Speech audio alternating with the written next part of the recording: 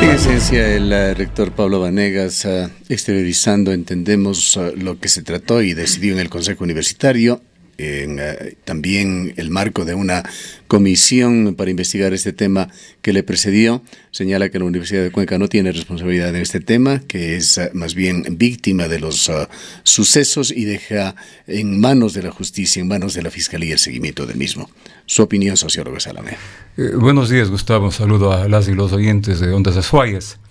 Bueno, realmente resulta bastante preocupante, yo diría incluso penoso, estas cosas que han sucedido pues en semanas pasadas al interior de la Universidad de Cuenca, sobre todo para quienes desde estudiantes y luego desde décadas como docentes de la facultad y de la universidad hemos luchado permanentemente por los principios esenciales de la misma, ¿no? La rectitud, la transparencia, la responsabilidad, que hoy están de alguna manera siendo puestas en cuestión, precisamente por el acontecimiento suscitado. Creo que no es suficiente, pues, digamos, indicarte que fueron 10 estudiantes los potenciales beneficiarios de la filtración del cuestionario para el examen de admisión. Usted sabe, los mecanismos que hoy existen, pues, seguramente fueron a lo mejor cientos. ¿Cuántos se podría replicar? Hay la palabra viral que se utiliza al hablar de las redes sociales. Concepto, claro. Contenidos tan importantes, tan trascendentales para la vida misma de los futuros estudiantes, es difícil de creer que hayan quedado en 10 manos. Claro, y eso supone, pues ya merita un proceso de investigación mucho más profundo, mucho más exhaustivo, y a lo mejor sea necesario incluso una comisión independiente, ¿no? Conformada incluso por representantes de los propios afectados, de los padres de familia, de gente incluso que tenga una imagen pues totalmente muy limpia respecto a estos procesos investigativos, porque hay que dejar bien librado sobre todo el nombre y la imagen de una institución como la Universidad de Cuenca, que acabó de cumplir 150 años de existencia. Creo que es importante repensar también el tema de la toma o no la toma de este examen. Además me han llamado de admisión, es un eufemismo, porque no es que con eso está admitiendo la universidad a los bachilleres que se presentan a este examen. Finalmente, pues esto cuesta, en términos ya de mensurar, el 30%, según la propia posición del peso de la nota total. Claro, más de las 2/3 partes, el 30% es la nota del examen de bachiller de la CENACYT. Entonces, yo hace 3 años y había precisamente cuestionado la idea de un segundo examen, ¿no? Porque es someterlos inadecuadamente a un nivel, digamos, de estrés, a una situación emocional bien complicada a los chicos bachilleres, que no acaban todavía de asimilar este examen que fue impuesto en la época del gobierno de Correa, quitando a las universidades su propio sistema de admisión. Hace 3 años, digamos, se decidió efectivamente que se iba a respetar la asignación de cupos que hacía la CENACYT luego del examen que tomaba esta institución. Desde hace 2 años se empezó a tomar este nuevo examen a los bachilleres. Y además con el agravante en este año de que ni siquiera los chicos acababan de preparar su examen ser bachiller, y a la universidad pues les caía con otro tipo de examen, llamado entre comillas de admisión.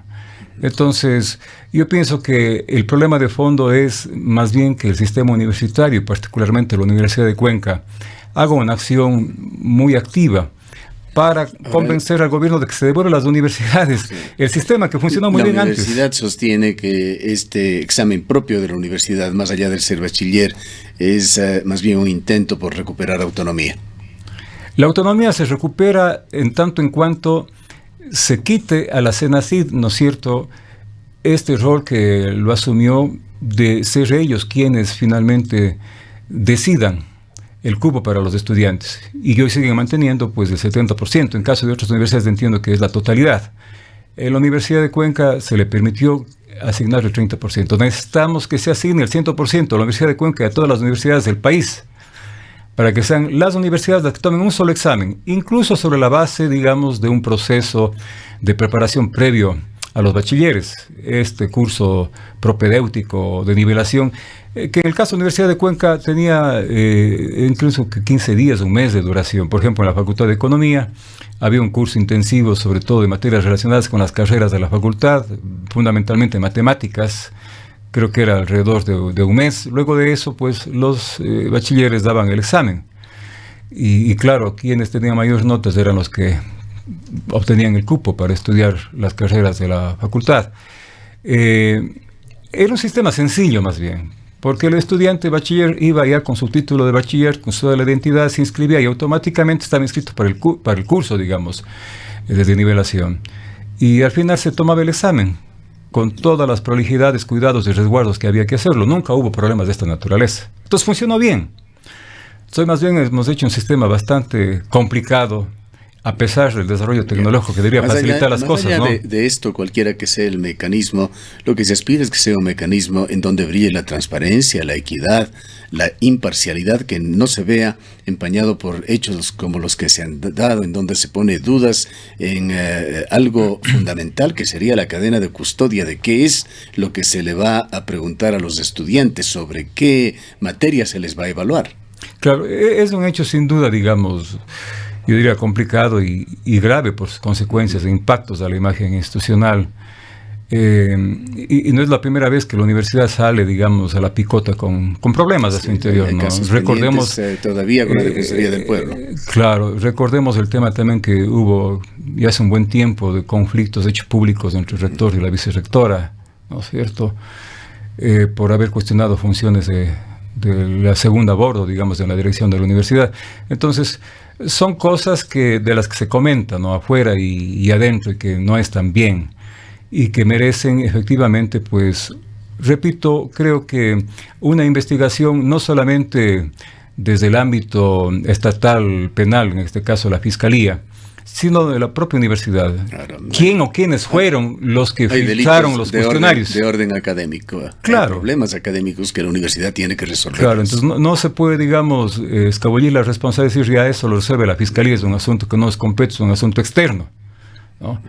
Finalmente hay una responsabilidad administrativa ahí que tiene que ser investigada, que tiene que ser sancionada, porque alguien o algunas personas pues hicieron la filtración del cuestionario. Evidencias de los depósitos que incluso han sido ya tratadas y denunciadas a nivel de la Asamblea por una de las legisladoras, el tema es adquirido realmente otra dimensión.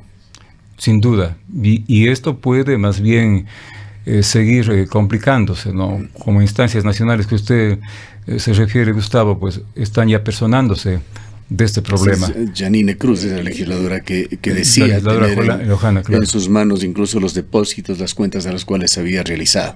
Claro, entonces la universidad tiene que hacer un mea culpa interno, establecer responsabilidades incluso desde el más alto nivel, porque al final ellos son, digamos, los responsables en última instancia de quién contratan.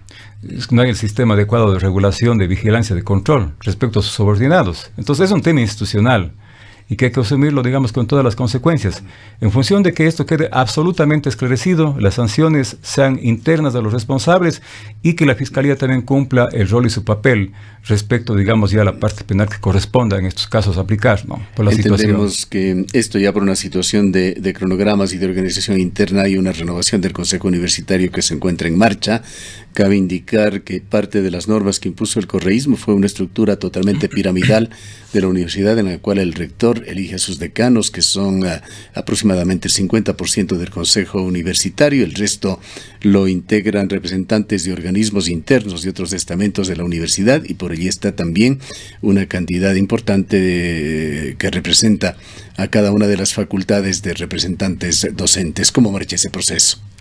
Bueno, entiendo que en este mes, después de unos días, no sé si el 18, no recuerdo exactamente la fecha, pero durante el mes de julio, en uno de esos días va a ser la elección de los representantes docentes al Consejo Universitario, que es la instancia máxima de dirección de la Universidad 14, de Cuenca. Claro, uno por facultad, más representante de investigadores, profesores de investigadores.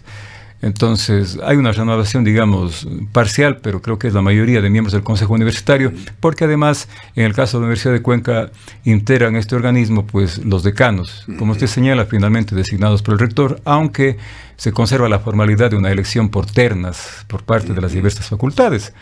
Pero eso una queda preselección más que elección. Una preselección, pero eso queda a discrecionalidad ya de la decisión del rector. Y también han habido problemas, usted conoce bien, porque no se ha respetado, digamos, la voluntad política democrática mayoritaria de facultades y a veces el rector ha terminado designando a personas que no han recibido el aval, ¿no es cierto?, y el apoyo mayoritario de los docentes de las diferentes facultades. Esta es la situación que se vive en la Universidad de Cuenca. Y yo creo que hay muchas formas de ejercicio gubernamental heredadas de una época que ya pasó en el Ecuador, que todavía siguen vigentes. Yo diría en muchas universidades conforman el sistema universitario ecuatoriano. Creo que hay que ir más bien retomando, ¿no es cierto?, los viejos principios que siempre prevalecieron en la dirección gubernativa de la Universidad de Cuenca, entre ellos precisamente el tema de la democracia, la posibilidad de dar facilidades para que la universidad viva su esencia en base, digamos, al debate, a la reflexión, a los cuestionamientos.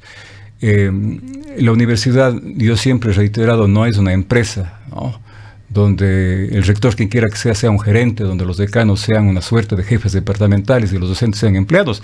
Y esto lo digo porque en los últimos días se ha hecho llegar, pues, ¿no es cierto?, un reglamento de control de asistencia al personal de la Universidad de Cuenca, y daría la impresión de que casi estamos especialmente llevando a la universidad a convertirla en una especie, digamos, de empresa o institución privada, ¿no? Esta es una institución esencialmente académica. ¿En manos de quién está el de intervenir en estas políticas? ¿Son lineamientos estrictos, inflexibles, que se dan desde el CES o desde CENESID, o está en manos de la universidad, en aras de su autonomía, de las dependencias universitarias, de los organismos, entre ellos el fundamental más importante que tiene que guiar, que orientar a la Universidad de Cuenca, el Consejo Universitario? Bueno, el Consejo Universitario debería ser un espacio precisamente de deliberación, discusión permanente, donde se viva la esencia de la diversidad en cuanto al pensamiento, porque eso es parte de la lógica de toda universidad. La universidad no es un cuartel, un convento para que todos tengan el mismo pensamiento. Sin embargo, pues usted y yo hemos sido, Gustavo, miembros del Consejo Universitario, un consejo bastante deliberante. Entiendo que ahora no es de esas precisamente la situación, y ojalá no se esté buscando otra vez nutrir el Consejo Universitario de personas que simplemente lo que hagan es seguir directrices que vienen desde las autoridades universitarias, porque eso sería la negación de la esencia misma de la universidad, ¿no?, de un espacio de investigación y un espacio de la ciencia, y además tradicionalmente siempre ha sido también un espacio de la democracia y de la deliberación académica. Esperemos y aspiremos que más bien esa lógica cambie en el Consejo Universitario, porque han habido cosas preocupantes. Vea una situación reciente que también yo la hago pública. Siempre cuando han habido elecciones del movimiento estudiantil, muy vendido a menos, por cierto, como es la FEUE, se ha respetado el día para que esto pueda dar facilidades a los estudiantes universitarios para que puedan decidir democráticamente, libremente, y que todas las facilidades a las autoridades de su movimiento estudiantil. Me parece que este es el segundo año donde se hizo un día normal, no hubo, digamos, vacaciones de ese día para que los estudiantes puedan movilizarse a votar. Entonces, de una u otra manera, esto va impidiendo efectivamente de que el movimiento universitario expresado en la FEUE no solamente que se mantenga como referente de los estudiantes universitarios, sino incluso pueda hasta recuperar la fuerza, ¿no es cierto?, que otrora tenía. Ojalá no sea un afán deliberado de quizás terminar con lo poco que queda de un espacio diferenciado a la universidad, que es el movimiento estudiantil. Volviendo al tema inicial, esta filtración de este examen, realmente pensamos que no es sino un reflejo de esta caída, esta destrucción de la escala de valores de los ecuatorianos, cuando vemos a dirigentes del país, a presidentes, a vicepresidentes destituidos en la cárcel, fraudes académicos cometidos por personas que han estado en altas esferas del poder que se puede esperar del país país, cómo sorprendernos que existan padres de familia que auspicien la compra de exámenes o potenciales estudiantes aspirantes a la universidad que lo hagan. Esto realmente tiene que cambiar. Mezclando un poco con la situación del deporte, el día de ayer el famoso juez que llevó adelante la investigación y llevó a condena a altos funcionarios del Estado brasileño por el caso Lava Jato, elogiaba la presentación futbolística entre Perú y Brasil y señalaba que entre los dos países, Brasil y Perú, hacen en la Copa América el clásico Lava Jato caso Odebrecht. Decía, fueron los dos países de América Latina que más actuaron en procesos criminales contra la corrupción.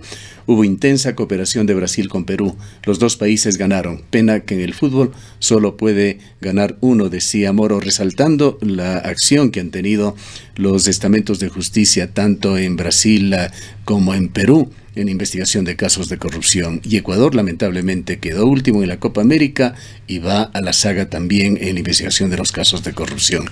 Vayamos con esto a lo que está sucediendo en el país. El caso Arroz Verde, la libertad condicional que se le da, sacándolo de la cárcel, a uno de los más oscuros personajes del correísmo, Alexis Mera.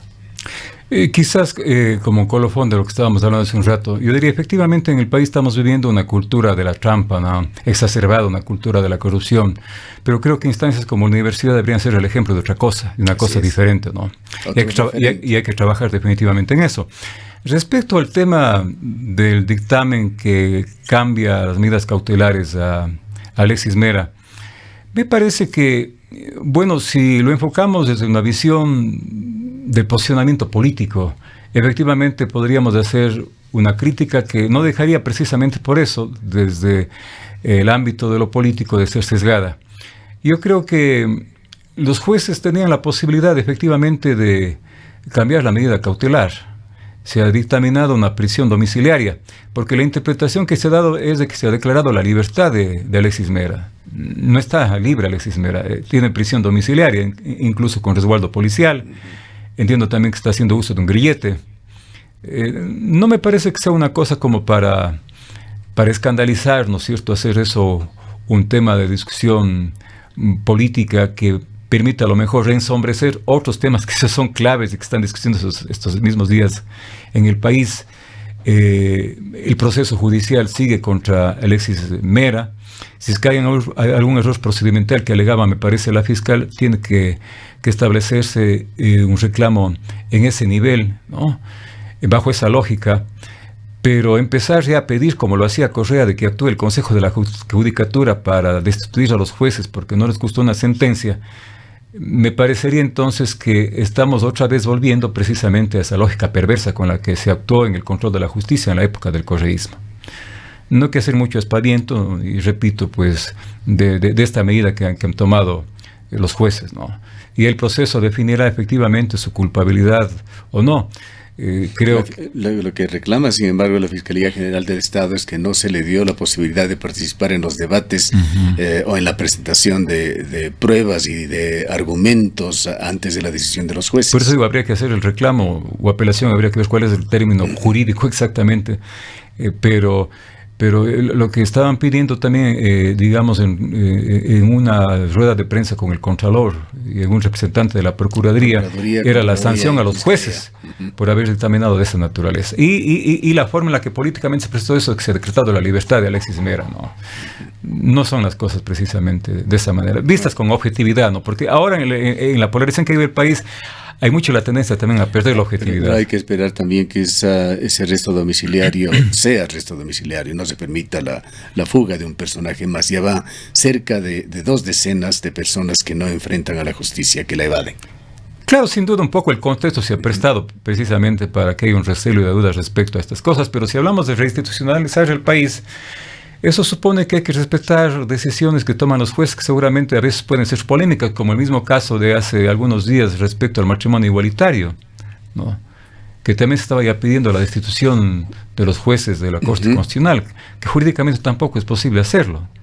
Y yo veo, Gustavo, y tengo una gran preocupación, es que el país no se está avanzando en una verdadera reinstitucionalización. Vea usted problemas al interior del Consejo Nacional Electoral, con mayorías y minorías. Un consejo totalmente dividido. Dividido. Reemplazamos un consejo electoral correísta por un anticorreísta, pero además no hablar dividido. Del Consejo de Participación Ciudadana. Justo a eso iba también. Tuárez. Exactamente. Es un consejo también dividido, ¿no es cierto? Y ha cuestionado Tuárez al interior por algunos consejeros de minoría, y él prácticamente con una actitud de grandilocuencia, de megalomanía, por poco, digamos, creyendo ya que desde el Consejo él va a refundar el país, comenzando por una revisión de lo actado por el Consejo de Participación Transitorio, es decir, con una agenda personal, y que además lo que está haciendo es hundir mucho más ya la caída y baja legitimidad que de por sí tiene el Consejo de Participación Ciudadana y Control Social, lo cual fortalece precisamente la idea ya planteada por distintos sectores de la opinión pública y sectores políticos de que ese Consejo debe desaparecer a través de una consulta popular, o por lo menos ser minimizado en sus funciones a través de una reforma o una enmienda constitucional que podría hacerlo la propia Asamblea, ¿no? Eso está demostrando que definitivamente más bien es un factor de mayor conflicto y de resquebrajamiento institucional lo que está haciendo el Consejo de Participación encabezado por Tuárez. Bien, queremos agradecerle por su presencia. Han escuchado al sociólogo Marcos Zalamea, quien es catedrático universitario y nos ha asistido esta mañana con su análisis sobre temas locales relacionados con la Universidad de Cuenca y el convivir nacional.